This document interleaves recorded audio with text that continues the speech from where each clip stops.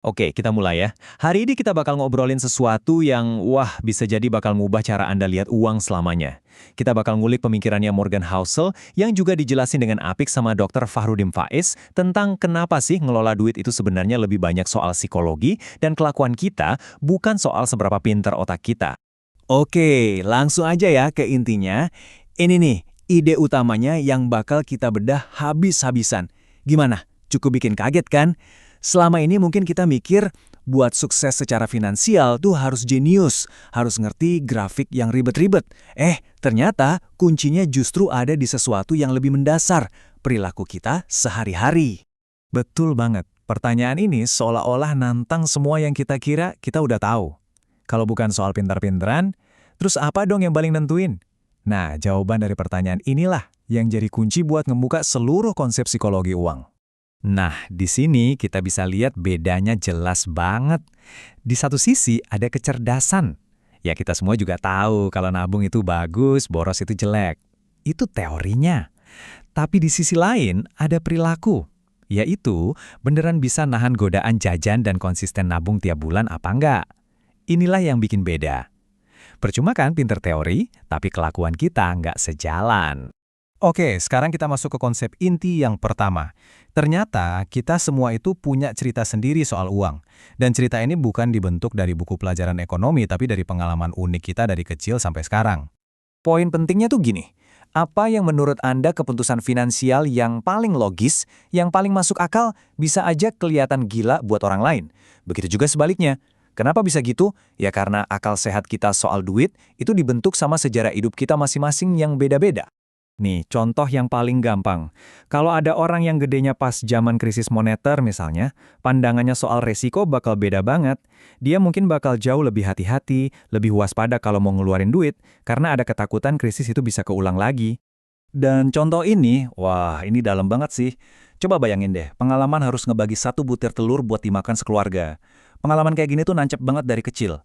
Buat orang ini, nilai sebuah makanan dan tentunya nilai uang itu bakal beda levelnya dibanding orang yang nggak pernah ngerasain kekurangan.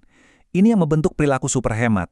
Nah, sebaliknya, kalau lingkungan pergaulan Anda dari dulu isinya orang-orang yang gampang banget ngeluarin duit ratusan ribu buat nongkrong, ya standar normal Anda juga bakal beda. Ini nunjukin kalau nggak ada yang benar atau salah secara mutlak. Yang ada cuma cara pandang yang dibentuk oleh pengalaman.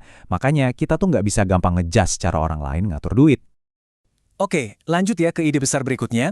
Selain sejarah pribadi kita, ada dua kekuatan raksasa dari luar yang sering banget kita lupain. Padahal perannya gede banget dalam hidup kita, termasuk soal duit, yaitu keberuntungan dan risiko. Jadi, gampangnya ada dua kekuatan nih yang kita nggak bisa kontrol. Pertama, ada luck atau keberuntungan, yaitu pas hal-hal baik terjadi gitu aja ke kita. Sebaliknya, ada risk atau resiko, yaitu pas hal-hal buruk nimpa kita juga tanpa kita duga. Nah, perjalanan finansial kita tuh selalu ada di antara dua kutub ini. Biar kebayang soal luck atau keberuntungan ini, kita pakai contoh yang semua orang tahu deh. Bill Gates. Kita sering banget kan dengar kalau suksesnya dia itu ya karena dia jenius banget. Nah, ini dia faktor luck-nya yang penting banget. Coba bayangin, di tahun 60-an punya akses ke komputer itu langkah banget. Bisa dibilang 1:1.000.000. Kesempatan inilah yang ngasih dia start yang jauh di depan. Sebuah keberuntungan yang nggak dimiliki jutaan anak lain yang mungkin sama pinternya sama dia. Nah, disinilah sisi sebaliknya, resiko. Masuk. Teman dekatnya Bill Gates, Kent Evans, itu sama-sama pinter, potensinya sama besarnya. Tapi sebuah kejadian tragis di luar kendalinya, sebuah kecelakaan mengakhiri semuanya. Cerita ini nunjukin dengan jelas banget kalau jadi jenius dan kerja keras aja tuh nggak cukup. Keberuntungan dan resiko itu bagian dari permainan. Oke, sekarang kita masuk ke bagian yang menurut saya paling aha moment banget dari semua ini.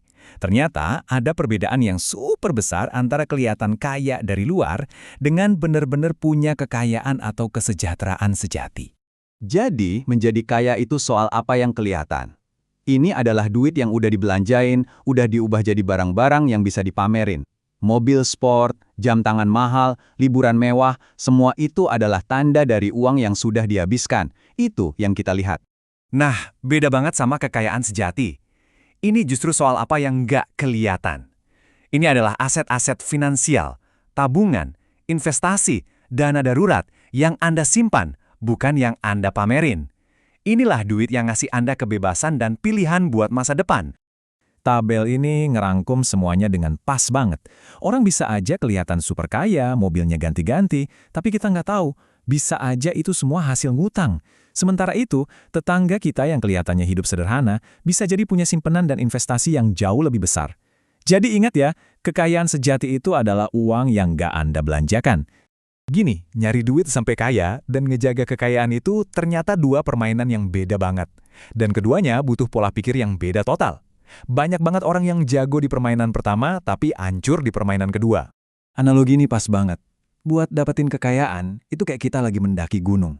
Butuh nekat, optimis, berani ambil resiko, pokoknya gaspol. Tapi, begitu udah di puncak, begitu Anda punya kekayaan, permainannya berubah. Tujuannya sekarang bukan lagi buat naik, tapi gimana caranya biar nggak jatuh. Anda harus lebih hati-hati, lebih seimbang, dan fokusnya adalah jangan sampai rugi besar. Mentalitas nekat yang dulu nolong Anda, sekarang justru bisa bikin Anda celaka. Oke, setelah kita paham semua konsep tadi, soal perilaku, sejarah kita, untung-untungan, dan bedanya kaya sama kekayaan, terus kita harus gimana dong? Apa langkah praktis yang bisa kita lakuin? Nah, ini dia rangkumannya, prinsip-prinsip yang bisa langsung kita pakai. Kuncinya ada di perilaku. Fokus aja sama berapa persen yang bisa Anda tabung dari gaji, bukan cuma mikirin naikin gaji atau nyari untung investasi gede. Coba kenali diri sendiri, apa sih yang bikin Anda boros atau pelit? Sadari juga kalau di dunia ini ada yang namanya untung dan sial, dan yang paling penting, ubah tujuan Anda. Kekayaan sejati itu bukan buat pamer, tapi buat beli kebebasan. Jadi jangan pernah malu hidup sederhana, karena itu justru strategi paling cerdas buat membangun harta yang nggak kelihatan. Jadi pertanyaannya balik lagi ke kita masing-masing. Ini bukan soal nunggu gaji naik atau dapat warisan. Ini soal perilaku, soal kebiasaan yang bisa kita mulai sekarang juga, sekecil apapun itu. Jadi, kekayaan sejati apa? Entah itu kebebasan, rasa aman, atau pilihan hidup yang akan Anda mulai bangun hari ini